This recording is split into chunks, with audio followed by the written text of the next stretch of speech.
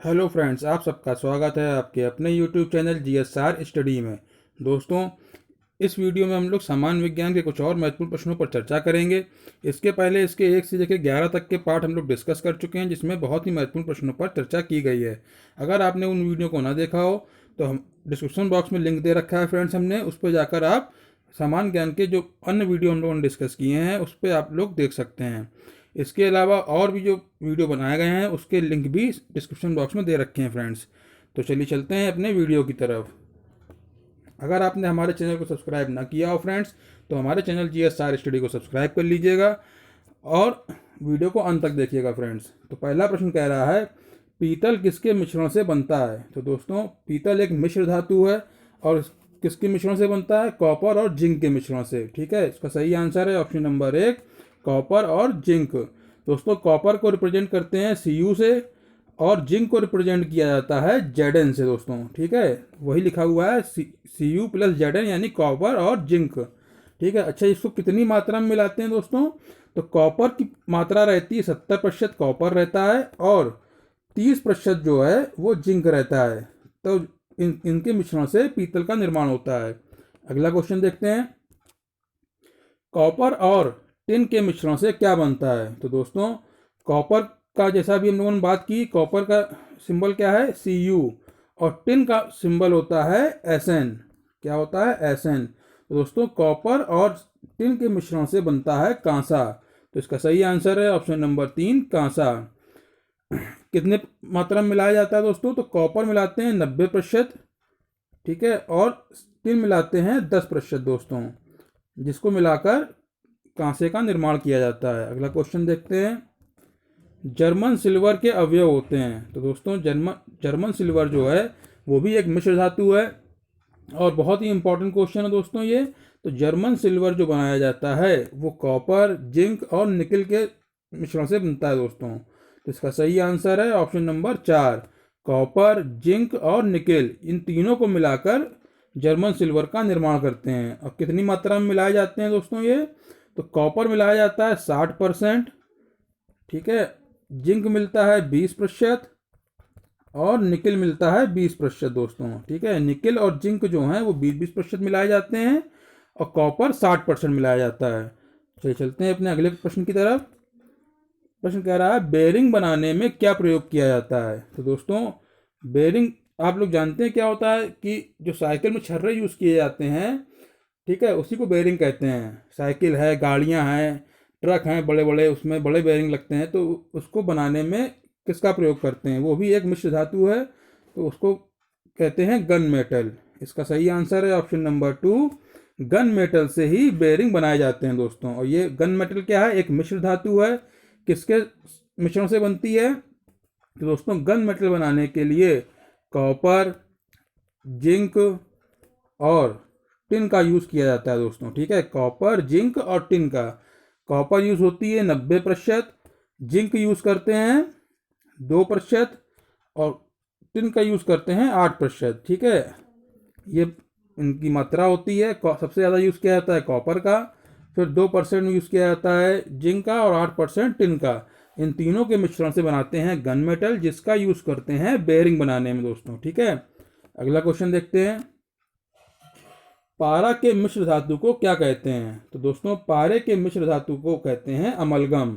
इसका सही आंसर है ऑप्शन नंबर 3, अमलगम। ठीक है, पारे को मिलाकर कोई भी धातु बनाई जाएगी, कोई भी मिश्र धातु बनेगी किसी भी यौगिक अन्य तत्व के साथ मिलाकर, उसको दोस्तों सदैव अमलगम ही कहा जाएगा। अगला क्वेश्चन देखते हैं, निम्न में से अमलगम नहीं बनाते हैं। तो दोस्तों, ऐसे कौन से तत्व या धातुएं हैं जो अमलगम का पारे के साथ क्रिया करके अमलगम नहीं बनाते हैं? ठीक है, तो इसका सही आंसर है लोहा। हम लोगों ने पढ़ा था इसके पहले के वीडियो में कि लोहा जो है, पारे को सदैव लोहे के पात्र में रखा जाता है, क्योंकि लोहा पारे के साथ अमलगम नहीं बनाता है। ठीक है, तो ये तो सही आंसर है, इसका ऑप्शन दिया हुआ है। अगला ऑप्शन देखते हैं, प्लेटिनम। तो प्लेटिनम भी दोस्तों पारे के साथ क्रिया करके अमलगम नहीं बनाता है, तो ये भी सही है। अगला देखते हैं, कोबाल्ट। कोबाल्ट भी जो यहाँ पे सही दिया हुआ है, ये भी अमलगम नहीं बनाता है, यानी पारे के साथ मिश्र धातु का निर्माण नहीं करता है कोबाल्ट। इसके अलावा दोस्तों, अब 3 यहाँ पे ऑप्शन सही हो गए हैं, लोहा, प्लेटिनम और कोबाल्ट। इसके अलावा निकेल और टंगस्टन जो है ये भी पारे के साथ अमलगम नहीं बनाते हैं। तो यहाँ पर सही आंसर है ऑप्शन नंबर 4, उपरोक्त सभी।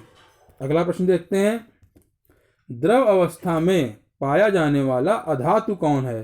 दोस्तों मोस्ट इंपॉर्टेंट क्वेश्चन है ये, कई बार एग्जाम में पूछा गया है फ्रेंड्स, ठीक है, क्योंकि ये अपवाद है। जो अधातुएं हैं सामान्यतः 22 अधात्वीय तत्व हैं, ठीक है। आधुनिक आवर्त सारणी में कितने अधात्वीय तत्व हैं, 22, ठीक है। उसमें 10 जो हैं वो गैसें हैं और 1 द्रव है और 10 ठोस हैं दोस्तों, ठीक है। तो जो द्रव अवस्था में पाई जाने वाली अधातु कौन सी है, वो है ब्रोमीन दोस्तों, ठीक है। इसका सही आंसर है ऑप्शन नंबर 1, ब्रोमीन। अगला क्वेश्चन देखते हैं, मोस्ट इंपॉर्टेंट क्वेश्चन है दोस्तों, अधातुएं सामान्यतः ऊष्मा व विद्युत की कुचालक होती हैं। जितनी भी अधातुएं पाई जाती हैं वो सामान्य रूप से ऊष्मा या विद्युत की कुचालक होती हैं दोस्तों, ठीक है। लेकिन इनमें भी एक अपवाद है जिसको यहाँ पूछा जा रहा है दोस्तों कि इसमें से अपवाद कौन सा, यानी ऐसी कौन सी अधातु है जो ऊष्मा या विद्युत की कुचालक नहीं होती है बल्कि सुचालक होती है या अर्धचालक कह लेते हैं उसको, ठीक है। तो वो है ग्रेफाइट। इसका सही आंसर है ऑप्शन नंबर 2, ग्रेफाइट जो है वो इसमें अपवाद का काम करता है। अगला क्वेश्चन देखते हैं, अभी हम लोगों ने दोस्तों डिस्कस किया कि जो आधुनिक आवर्त सारणी है उसमें जो अधात्वीय तत्व हैं वो उनकी संख्या कितनी है, 22। ये आपको याद रखना है दोस्तों, ठीक है। जिसमें से 10 गैसें हैं, 1 द्रव है और 10 जो बचते हैं वो ठोस हैं दोस्तों, ठीक है। अगला क्वेश्चन देखते हैं, हाइड्रोजन के समस्थानिक कौन है। मोस्ट इंपॉर्टेंट क्वेश्चन है ये, हाइड्रोजन के जो समस्थानिक हैं उसके बारे में पूछ रहा है। तो हाइड्रोजन के समस्थानिक कौन कौन से होते हैं, प्रोटियम, ड्यूटीरियम, ट्राइटियम, ये तीनों ही जो हैं हाइड्रोजन के समस्थानिक हैं। तो इसका सही आंसर होगा ऑप्शन नंबर 4, उपरोक्त सभी। तो दोस्तों इसको रिप्रेजेंट कैसे करते हैं, प्रोटियम जो होता है उसको 1H1 लिखा जाता है दोस्तों, ठीक है। क्या लिखते हैं, 1H1, ठीक है। और इसको H से भी रिप्रेजेंट करते हैं दोस्तों, ये भी आपको याद रखना है। अगर H लिखा है केवल तो उसको पढ़ेंगे प्रोटियम, जो कि हाइड्रोजन का समस्थानिक है। ड्यूटीरियम जो होता है दोस्तों उसको 1H2 लिखते हैं। क्या लिखते हैं, 1H2, या D से भी रिप्रेजेंट करते हैं दोस्तों, ठीक है। और जो तीसरा इसका समस्थानिक होता है ट्राइटियम, इसको 1H3 लिखते हैं। क्या लिखते हैं, 1H3, या इसको रिप्रेजेंट करते हैं दोस्तों T से, ठीक है। ये भी आपको पता होना चाहिए। अगला क्वेश्चन देखते हैं, ड्यूटीरियम के ऑक्साइड को क्या कहते हैं। तो दोस्तों ये भी इंपॉर्टेंट क्वेश्चन है। ड्यूटीरियम का जो ऑक्साइड होता है इसको लिखते हैं, इसका रासायनिक सूत्र क्या होता है, D2O। अभी हम लोगों ने बात की ड्यूटीरियम को रिप्रेजेंट करते हैं D से, तो D2O जो होता है ये होता है ड्यूटीरियम का ऑक्साइड, ठीक है। इसको क्या किस नाम से जाना जाता है, भारी जल के नाम से। इसका सही आंसर है ऑप्शन नंबर 3, भारी जल। का फार्मूला क्या होता है, D2O। अगला क्वेश्चन देखते हैं, अच्छा इसकी खोज किसने की थी। तो भारी जल यानी D2O की खोज की थी दोस्तों 1932 में यूरे व वाशबर्न ने, ठीक है। भारी जल की खोज 1932 ईस्वी में यूरे व वाशबर्न ने की थी। और ये भारी जल जो होता है दोस्तों 3.8 डिग्री सेंटीग्रेड पर जम जाता है, ठीक है। कितने टेम्परेचर पर जमता है भारी जल, 3.8 डिग्री सेंटीग्रेड पर। अगला क्वेश्चन देखते हैं, ऑक्सीजन के कितने समस्थानिक होते हैं। तो दोस्तों ऑक्सीजन के समस्थानिकों की संख्या होती है 3। इसका सही आंसर है ऑप्शन नंबर 2। ये कौन कौन से होते हैं, 8O16, ठीक है, 8O17 और 8O18, ये तीनों जो हैं ऑक्सीजन के समस्थानिक होते हैं। ये भी आपको मालूम होना चाहिए था। अगला क्वेश्चन देखते हैं, पृथ्वी पटल पर सल्फर की प्रतिशतता कितनी होती है लगभग। यानी इसका मतलब क्या है दोस्तों कि पृथ्वी की भूपर्पटी है उस पर सल्फर की उपस्थिति कितने प्रतिशत है, ठीक है। तो इसका सही आंसर होगा 0.05%। कितना है दोस्तों, 0.05%। ऑप्शन नंबर 3 इसका एकदम सही आंसर है। इतने परसेंट जो है भूपर्पटी पर या पृथ्वी पटल पर सल्फर पाया जाता है। अगला क्वेश्चन देखते हैं, निष्क्रिय गैस के स्थान पर किसका प्रयोग कर सकते हैं। तो दोस्तों निष्क्रिय गैस के स्थान पर नाइट्रोजन गैस का हम लोग प्रयोग करते हैं। ऑप्शन नंबर 2 इसका सही आंसर है। नाइट्रोजन गैस को निष्क्रिय गैस के स्थानों पर भी प्रयोग किया जा सकता है। ठीक है, अगला क्वेश्चन देखते हैं। मोस्ट इंपॉर्टेंट क्वेश्चन है दोस्तों ये, जैव पदार्थों के लिए प्रशीतक के रूप में किसका प्रयोग करते हैं? तो दोस्तों जैव पदार्थों के लिए प्रशीतक के रूप में प्रयोग किया जाता है द्रव नाइट्रोजन का। जो द्रवित नाइट्रोजन होती है उसका प्रयोग प्रशीतक के रूप में करते हैं जैव पदार्थों को रखने के लिए। ठीक है, इसका सही आंसर है ऑप्शन नंबर 3, द्रव नाइट्रोजन। दोस्तों जो द्रवित नाइट्रोजन होती है वो इसके अलावा कहाँ कहाँ यूज की जाती है? भोज्य पदार्थों को जमाने में तथा निम्न ताप पर शल्य चिकित्सा के लिए, यानी जो निम्न जहाँ पे बहुत कम तापमान पर ऑपरेशन वगैरह करने होते हैं, शल्य चिकित्सा करनी होती है, वहाँ पर भी द्रवित नाइट्रोजन का उपयोग किया जाता है। और भोज्य पदार्थों को जमा कर प्रिजर्व करने के लिए भी द्रव नाइट्रोजन का प्रयोग करते हैं। अगला क्वेश्चन देखते हैं। हड्डियों तथा जीव कोशिकाओं में कौन सा अवयव उपस्थित होता है? तो दोस्तों ये भी इंपॉर्टेंट क्वेश्चन है। हड्डियों में कौन क्या पाया जाता है? ये एग्जाम में कई बार पूछा गया है फ्रेंड्स। ठीक है, कि हड्डियों में कौन सा तत्व पाया जाता है? तो इसका सही आंसर है फास्फोरस। और यहाँ पर एक टर्म और जुड़ा हुआ है, जीव कोशिकाओं, इसको कहते हैं डीएनए। दोस्तों डीएनए हम लोगों ने कई बार सुना होगा कि डीएनए जांच करा ली जाएगी, ये हो जाएगा। तो डीएनए जो है उसको हिंदी में कहते हैं जीव कोशिकाओं। ठीक है, तो हड्डियों और जीव कोशिकाओं में पाया जाने वाला अवयव है फास्फोरस। ठीक है, इसका सही आंसर है ऑप्शन नंबर 1। अगला क्वेश्चन देखते हैं। नॉन स्टिक बर्तन की ऊपरी परत किससे बनी होती है? तो दोस्तों नॉन स्टिक बर्तन की ऊपरी परत बनी होती है टेफ्लॉन से। दोस्तों किससे बनी होती है? टेफ्लॉन से। इसका सही आंसर है ऑप्शन नंबर 3, टेफ्लॉन। जो नॉन स्टिक बर्तन होते हैं जिस पर खाना चिपकता नहीं बनाते समय, ठीक है, और उसमें चिकनाई की जरूरत भी नहीं होती रिफाइंड वगैरह की ज़्यादा, तो उसकी ऊपरी परत जो होती है वो किसकी बनी होती है? टेफ्लॉन की। और टेफ्लॉन का अन्य नाम क्या होता है? पॉलीटेट्राफ्लोरोएथिलीन। तो टेफ्लॉन का अन्य नाम क्या होता है? पॉलीटेट्राफ्लोरोएथिलीन। ये भी आपको पता होना चाहिए। ठीक है, ये भी एग्जाम में पूछ देता है कि टेफ्लॉन को किस नाम से जानते हैं।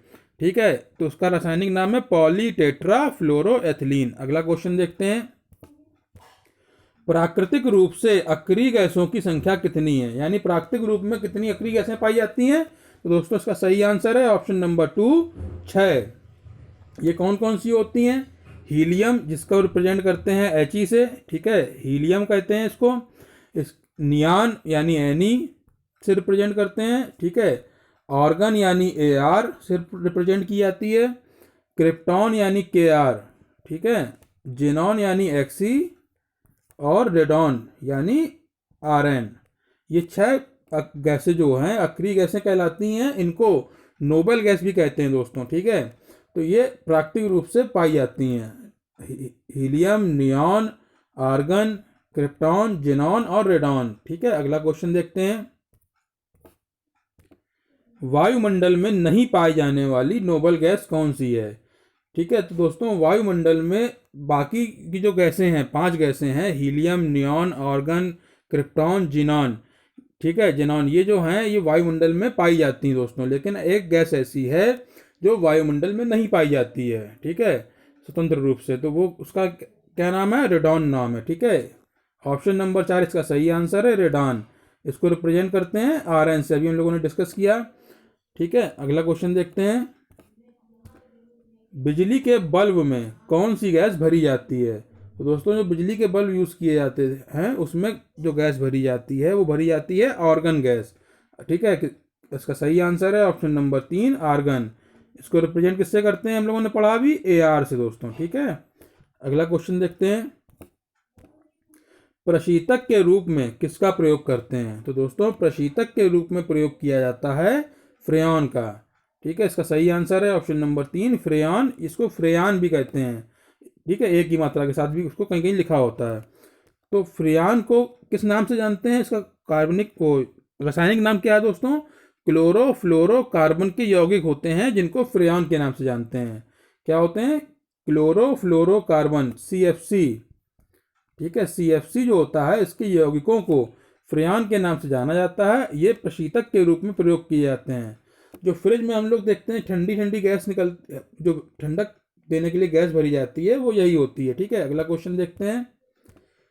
मोस्ट इंपॉर्टेंट क्वेश्चन है दोस्तों, रेडियो एक्टिव अक्री गैस कौन सी है? तो दोस्तों अभी हम लोगों ने अक्री गैस के बारे में पढ़ा था। तो एक गैस ऐसी है जो अक्री गैस ऐसी है एक जो रेडियो एक्टिव होती है दोस्तों, इसीलिए वो वायुमंडल में स्वतंत्र रूप से नहीं पाई जाती है। कौन सी है? इसका सही आंसर है ऑप्शन नंबर 4, रेडॉन। रेडॉन जो है वो रेडियो एक्टिव गैस होती है, रेडियो सक्रिय होती है, इसीलिए वो वायुमंडल में स्वतंत्र रूप से नहीं पाई जाती है। दोस्तों इसी के साथ इस वीडियो के महत्वपूर्ण क्वेश्चन यहीं समाप्त करते हैं।